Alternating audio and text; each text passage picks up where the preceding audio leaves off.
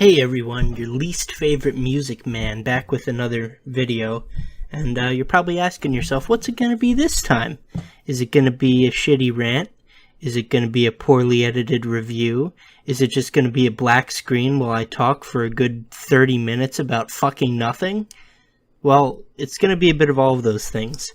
Today I want to talk about 10 albums that I recommend. They're not going to be in any particular order, and they're also not going to be what I consider to be the best 10 albums of all time.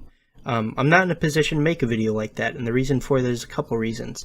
The first is that music is entirely personal. Everybody's going to have their own opinion on music, and I don't think anybody's in a good position to diss other people's tastes.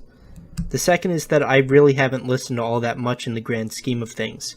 I have a pretty decent CD collection, probably around 200 CDs now, and a vinyl collection that's slowly growing because they tend to be way more expensive. I probably have about 20 now. And then I think I have around 100 gigs of music on my computer. But in any case, that really isn't all that much, and some of the artists that I listen to, I tend to listen to entirely. I tend to go through their entire discography, and because of that, my scope is generally limited in terms of variety. And then lastly, I have a somewhat eclectic taste, and I don't mean that in a hipster way where it's like, oh, you haven't heard of this band that's really cool but only I know about? Fuck you! It's more of like even people in similar circles at me just kind of give me a weird look when I talk about these albums as being my favorite by a certain artist or being defining of a genre to me. So yeah, this is going to be a list detailing a few things in terms of which albums make the list. The first is albums that encourage discovery, so anything that I think after listening to will give people the incentive to go out and listen to more music, that deserves to be on this list, because that's what drives people's interest in music. You should always listen to albums that are going to get you pumped up and eager to listen to another one. So if you look at something like Mount Eerie, A Crow Looked at Me, that's not really going to make someone excited to listen to more music. That's going to make someone want to cry in the bathtub drinking an entire bottle of red wine. The second thing that would qualify an album to be on this list is an album that has a cohesive tone to it. And by that, I don't necessarily mean a concept album like Neutral Milk Hotel or Pink Floyd. I more mean albums that have a similar tone to them, that maintain your interest based on its specific sound, and it's a sound that's unique to that album. The third thing that would put an album on this list is albums that I pull out more often than others for a repeat listen.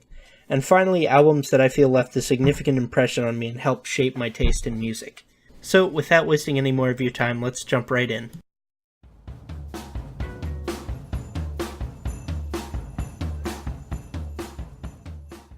First up, representing the indie rock category, we have Arcade Fire's Funeral. Not only does the composition have enough diversity in it to showcase the artist's true talent, it's also a good experience to separate the artist from the audience, because, as we all know, Arcade Fire tends to have a very large following of hipsters. Also, Arcade Fire is a great lead-in to other indie rock artists like The Microphones, Neutral Milk Hotel, and Ockerville River. So yeah, give it a listen if you've ever been curious about indie rock.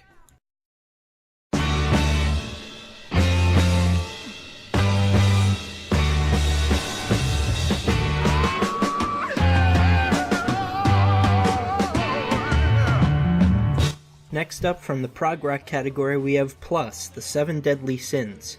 This album is a testament that bargain bin hunting and recommendations from friends can really pay off when you're looking for new music. It's aged incredibly well. I believe it was released in 1969, and it will perfectly fit the taste of Pink Floyd, King Crimson, and Led Zeppelin fans all around. If you haven't heard Plus before, it's really worth a listen, even if they do only have 20,000 views on YouTube.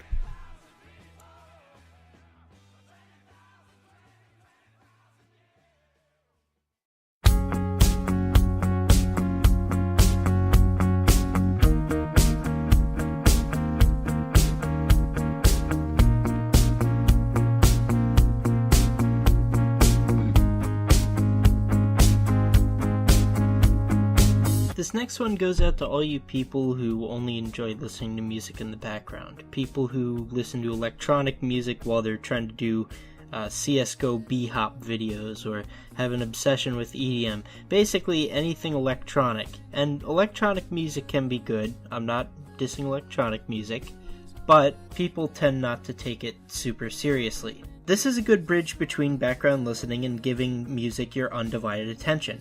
The best way to describe random access memories is how Giovanni Giorgio describes his own music on the third track of the album. I wanted to do an album with the sounds of the 50s, the sounds of the 60s, of the 70s, and then have a sound of the future. And I said, wait a second, I know the synthesizer.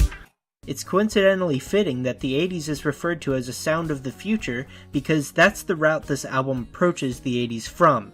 Now obviously Daft Punk wouldn't be Daft Punk without an electronic sound, but their take on fusion is done masterfully. It doesn't hurt that they also rub shoulders with some other famous artists like Panda Bear of Animal Collective, Julian Casablancas of The Strokes, Giovanni Giorgio, the pioneer of synthesized music, and of course Pharrell Williams. You're gonna have to just trust me on this one. This album's sole song is not Get Lucky. There's so much here for you to explore, and if you like this album, you might as well give Daft Punk's other stuff a try, like their album Discovery, or their album Homework. Either way, it's a thrill ride from beginning to end. P.S. Contact is really good. Sufjan Stevens, Carrie and Lowell. There are few albums that I can think of that uses music in a better biographical context than Sufjan Stevens' Carrie and Lowell. Sufjan uses this opportunity to talk about his childhood, specifically his failing relationship with his mentally ill mother Carrie, who passed away in 2012, and his good relationship with his stepfather Lowell, which is also cool when you consider Lowell runs the small-scale label Stevens is signed to. This album isn't exactly a happy listen, but it does encourage the listener to do some research on the artist, giving a fuller context for the work as a whole. If you like sad shit, listen to this album. And I can feel myself already starting to get excited talking about Sigur. Ágætis Byrjun, feel free to translate this album if you want. It's in Icelandic for the most part, and there's probably lyrics online that are translated into English, but it's really not necessary. Plus there's a unique experience to gain from not doing so. Sigur is an Icelandic band, but they also sing in Hopelandic for some songs, which is a made-up language by the singer Jonesy.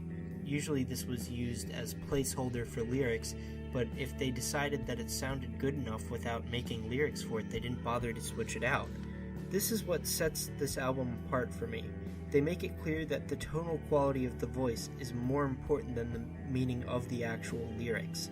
It's an instance of the human voice being used as an instrument rather than a vehicle for poetry. A good example of this in another culture would be Mongolian throat singing. In both cases, the actual words that are being sung are less meaningful than the sound of the voice. Sigur for the most part is orchestral and heavenly, and if you need something uplifting after listening to something like Carrie and Lowell, then go ahead and give this a shot. It doesn't have all of the artist's best work on it, but it has a significant portion of it, so if you like listening to this, you might want to give the albums Kevikure, Talk, and open parentheses, close parentheses a try. All of those are really great albums.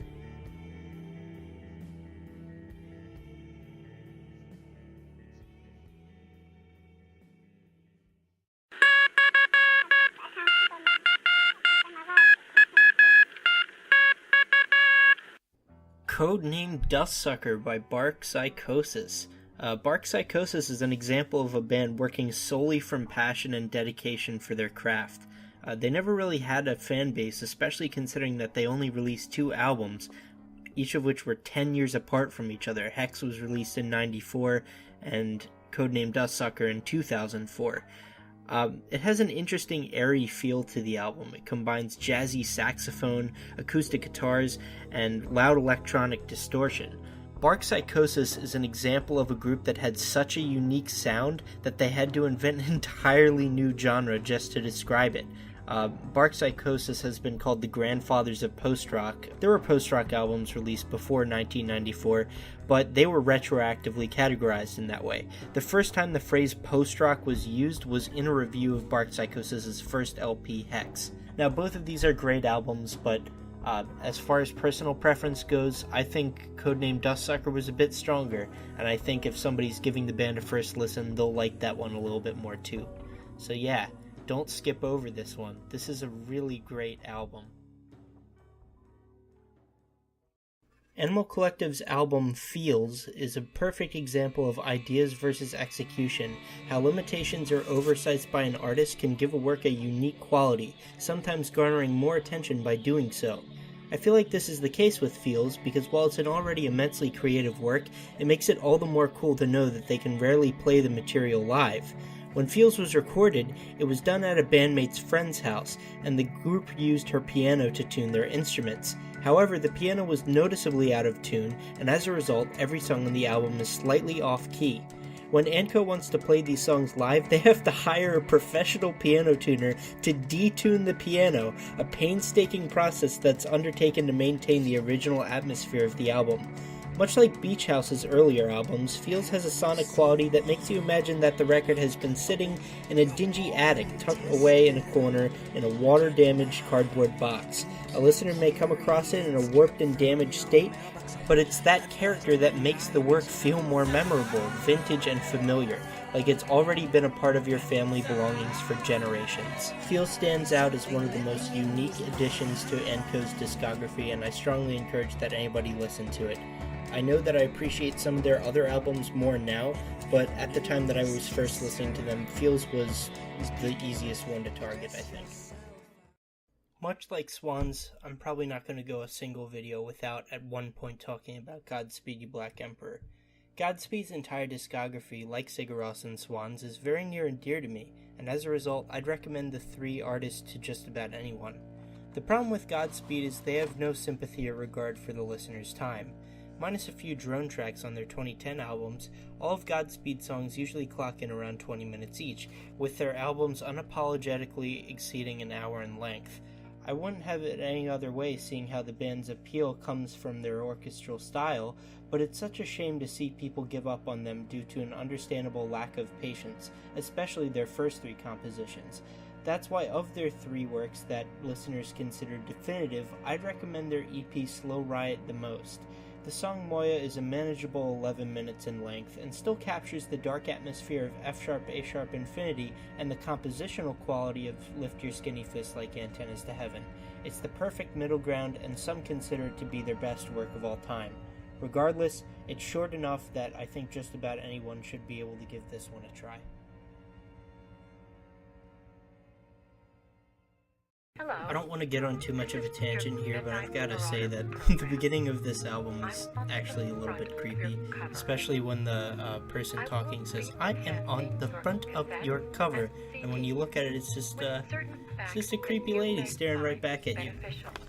Anyway, A Tribe Called Quest, Midnight Marauders. Admittedly, I'm not incredibly familiar with hip-hop, but I'm not blind to the fact that more restrained, jazzier sounds are making a comeback. And back in the 90s, A Tribe Called Quest pioneered this sound. If you're a fan of To Pimp a Butterfly, Nujabes, or MF Doom, Midnight Marauders is demanding your attention. Go ahead and listen to it. It's pretty great. You should really do it. That's about it. Yeah, I had to mention Swans. Sorry. Anyway, if you've ever been a fan of getting lost in a rabbit hole of Wikipedia pages and Google searches over a specific topic, looking into the past of Swans will be right up your alley. They've reinvented their sound multiple times. Michael Gira has essentially canned every member of the band at one time or another, and their discography is massive.